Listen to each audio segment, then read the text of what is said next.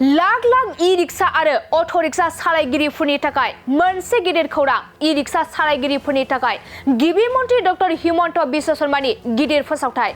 E rickshaw आरो auto' rickshaw सालायगिरिफोरा फोरमान बिलाइ गैया आरो फोरमान बिलाइखौ रिनिउ खालामाखै, अब्ला नोंथाङा जुरिमाना होनांनायनि मुङाव जिंगा सिनांनाय नंला।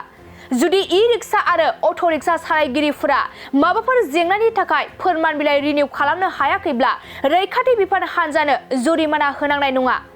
जुरिमाना होनायनि मुङाव रैखाथि बिफान हान्जाया जेबो दुखु होनो मोननाय नङा।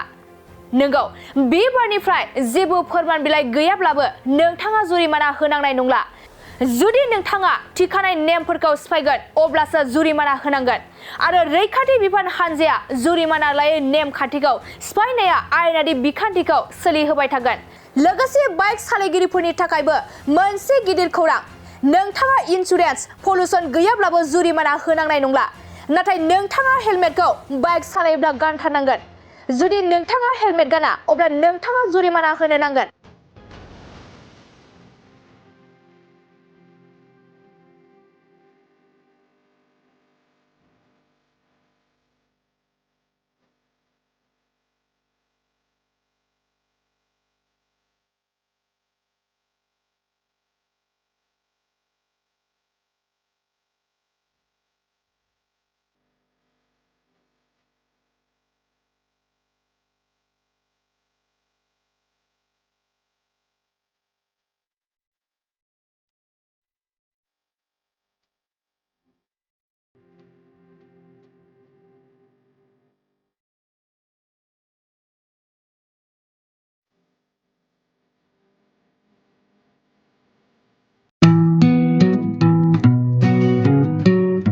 मोनसे फोसावथाय नोंथांमोननि थाखाय मोनसे गोजोनथाव खौरां लानानै फैदों।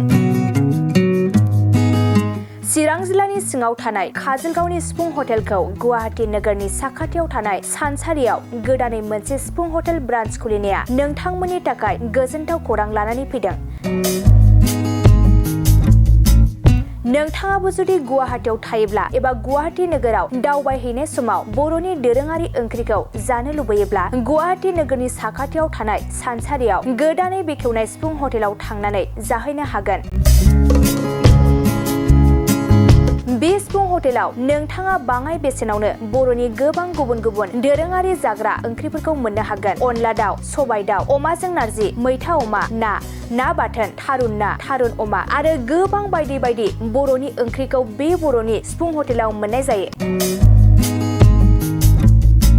सोरबाफोर जुदि बे सिफुं हटेलाव बर'नि संनाय खावनायखौ जानो थाखाय सिगांग्रो अर्डार हरनोब्ला नैबे 9864747796 9954772037 जानबुं नम्बराव कल खालामनानै बुकिं खालामहरनो हागोन।